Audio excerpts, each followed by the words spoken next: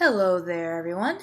Ladies and gentlemen, boys and girls, people of all ages, from morning till noon tonight, this is Mackenzie Dode giving you your fake podcast of the day for Writing and Rhetoric 1 Honors. Now, today we're going to talk about homelessness and how it affects society and the people around us.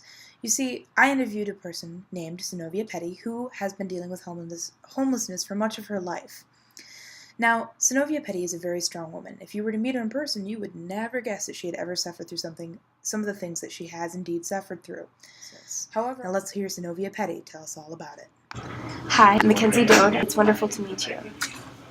Thank you. My name is Zenobia Petty. I'm a leader with the Chicago Coalition for the Homeless.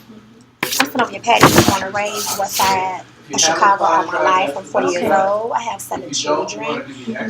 I've been homeless, you might as well say, like all my life. I really never stayed with my mom. It was always my grandmother's relatives, uncles, aunts. And then when I got up in a little age, it started being halfway houses, which you call them group homes, and then prison. Eventually, I wound up going to prison. But early on, I had to provide for my own self. My grandmother got down sick where she could no longer take care of us when I was 11 years old. Since I was a young mom, I had 2 kids by the age of 16. By this time, my grandfather had left my grandmother because she had gotten sick, and she had to give up our house because she couldn't afford the mortgage on her own. So she went into a senior citizen building. So a portion of kids can't stay there. Neither could I, but I had 2 babies, little babies. And I didn't want to get her put out, and I tried to go and get some assistance. So instead of me getting assistance, my needs being met, I was placed into foster care myself because I was still underage, and my children were taken away from me.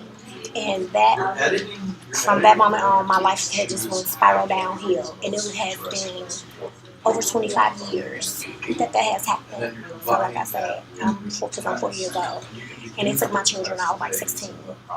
And I had a nervous breakdown. I've been adding homeless, just back and forth for these past 25 years. Hi, I'm Mackenzie Dode, and I interviewed Zenobia Petty, asking her what it was like to be homeless, asking her what we could do to help.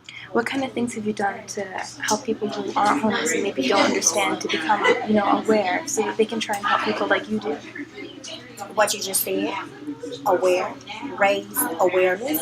So just educating people that everyone don't have the same opportunity, and this how it is, and just because you live in a big lavish house today, it could be you on the streets tomorrow, because no one is exempt from homelessness.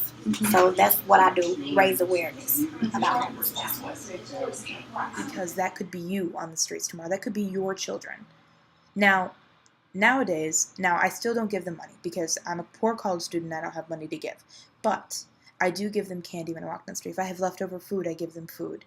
I don't kick them or shove them or look down on them. I might stop and talk to them. But the thing is that now we need to go and talk to people like senators and make a difference. Because I've talked to Zenobia Petty, because I've seen the people on the streets, and because I've realized that they are people. They aren't just things, they aren't just objects. And we tend to not treat people like people when we see them on the street, when we see them head down on their luck, when we see them not how we are, when they're different. But we need to change that.